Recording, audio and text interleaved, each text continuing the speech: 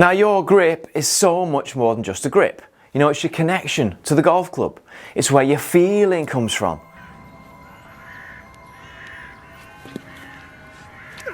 And it's got to match up to your build, your level of flexibility, and your style of play.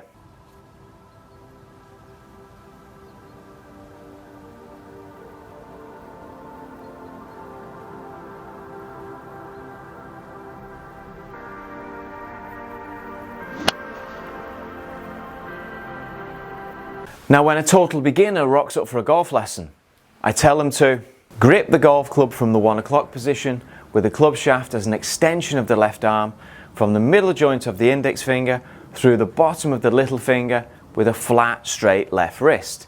Fit the right hand on in a neutral position over the thumb. Beautiful.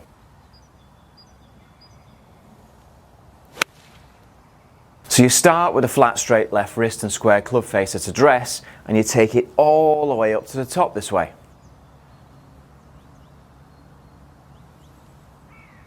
And just to be clear, for the club face to be square at the top of the backswing, it has to be parallel to the left forearm. Well, that was easy. I mean, you may as well go home now. Go on. Job done. Whoa, whoa, whoa, whoa. Not so fast. This is just a starting point, and everybody reacts slightly differently from here. Now, as a coach, I've got to keep a close eye on it. I've got to observe and see what happens, and see how the whole thing develops.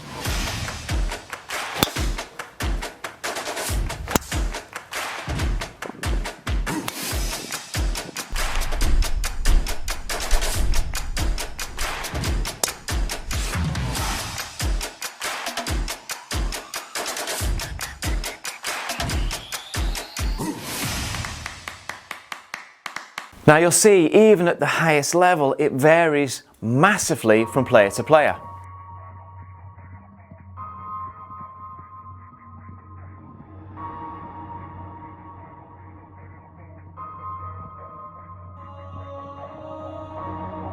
Now to give you an idea of how the wrists work, if I hold my left arm out straight with a flat straight left wrist and square club face, which is how it would be for a perfect top of the backswing position, and from there hinge my wrists, then you'll see that there's not really much of a hinge at all.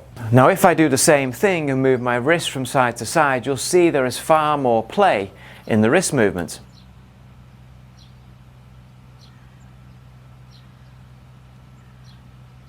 Either arching my left wrist, which leads to a closed club face at the top of the backswing and often results in a laid off position.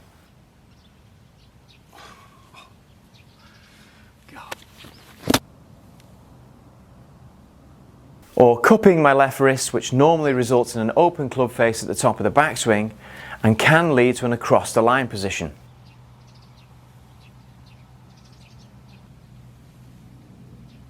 Now there are other things which lead to grip and wrist angle issues during the swing, such as if you're aligned too far to the right at address, automatically you'll take a strong grip, which helps you to react and get back to the target, often resulting in an arch wrist position and closed club face at the top. Now if you do the opposite and aim too far to the left, you'll tend to have a weak grip and cupped left wrist and open club face at the top. So always do a stance and alignment check.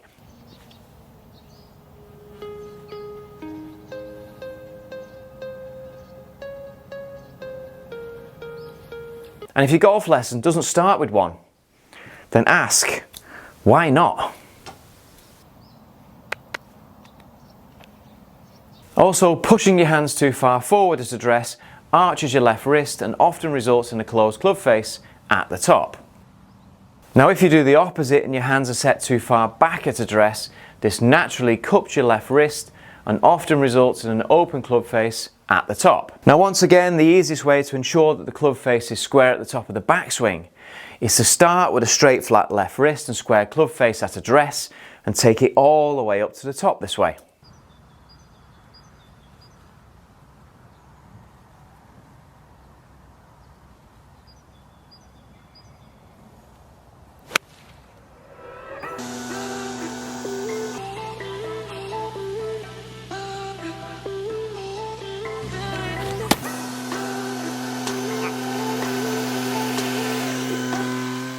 You know, but it doesn't work for everyone. I mean, it's a good option for somebody that's really struggling with wrist angles and control of the club face.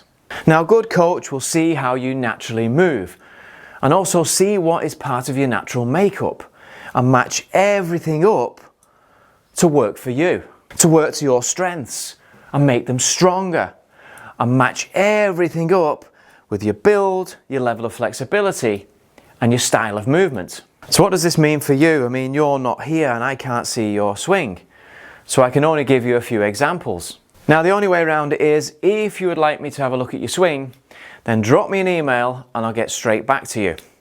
Imagine, me and you, be a team.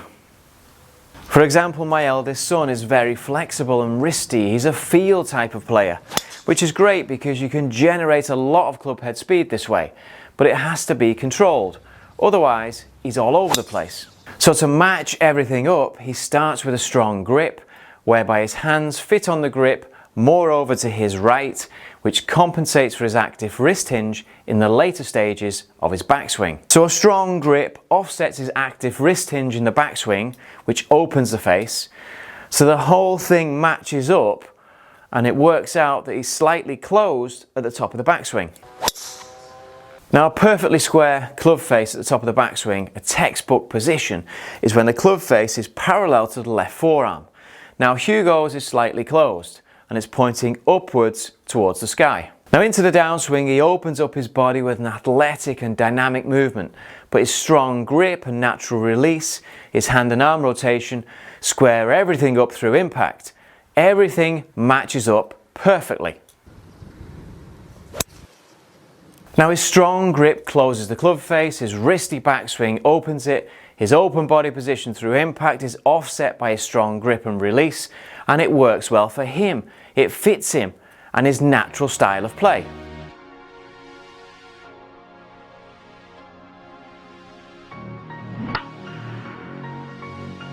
Do you know, and he doesn't need to think too much about it. I mean, that's my job. I've got to give him room to grow and evolve.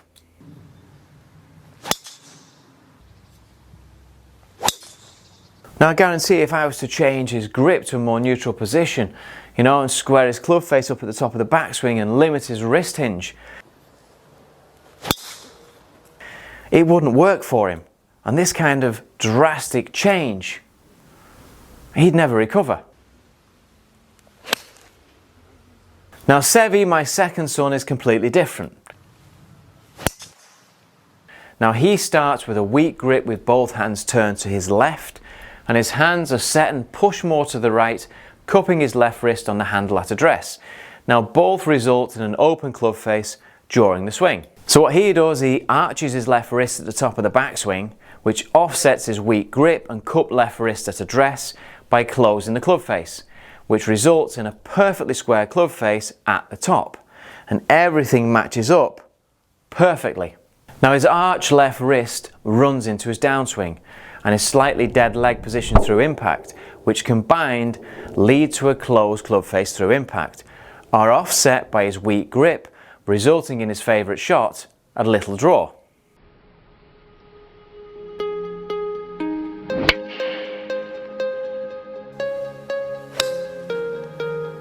Now, if I told him to strengthen his grip because it's wrong and push his hands further forward at address, then he'd be hooking everything.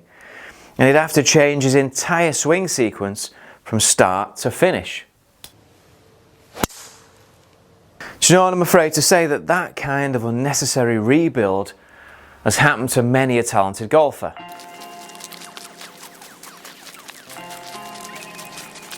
Especially when they move up to the next level coach. They tend to disappear, never to be seen again.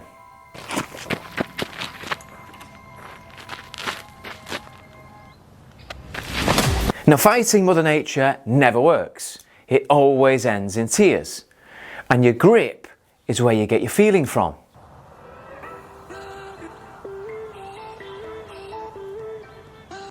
And your wrist hinge is totally individual.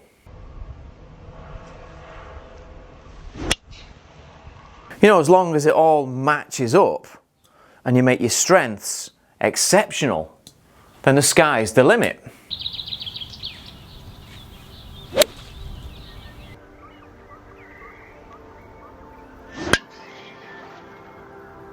Now if you're struggling with the control of the club face at the top of the backswing, or you're a total beginner, then grip from the 1 o'clock position with a straight flat left wrist.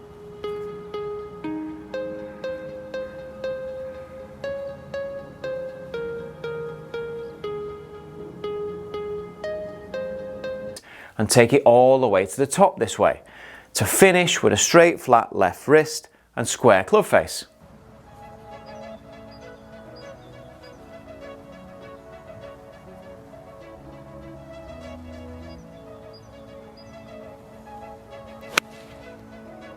Now if you want to make sure that it all matches up, I mean that's a different story. Then drop me an email and I'll get straight back to you. It's not that difficult.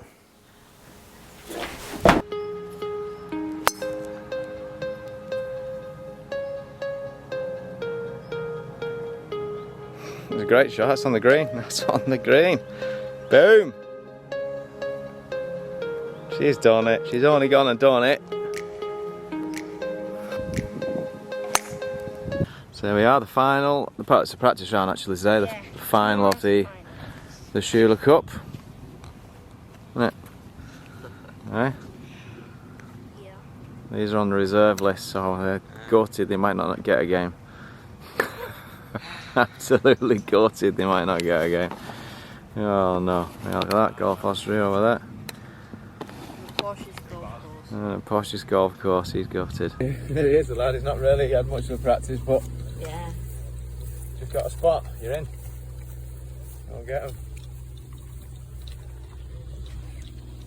Good lad.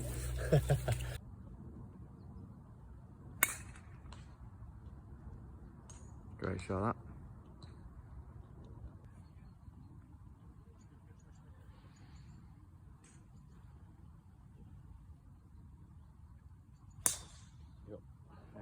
Good lads.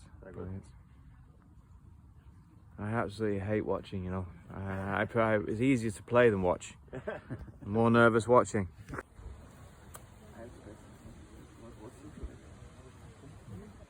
Pretty good, that, isn't it?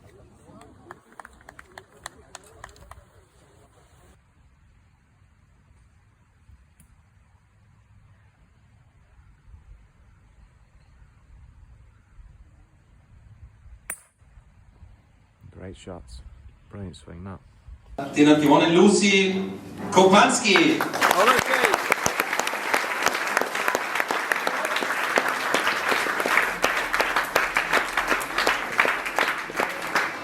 I can feel it somewhere inside, haunting like a drug I keep on wanting. There's a love that fits so perfect, it's hard to believe.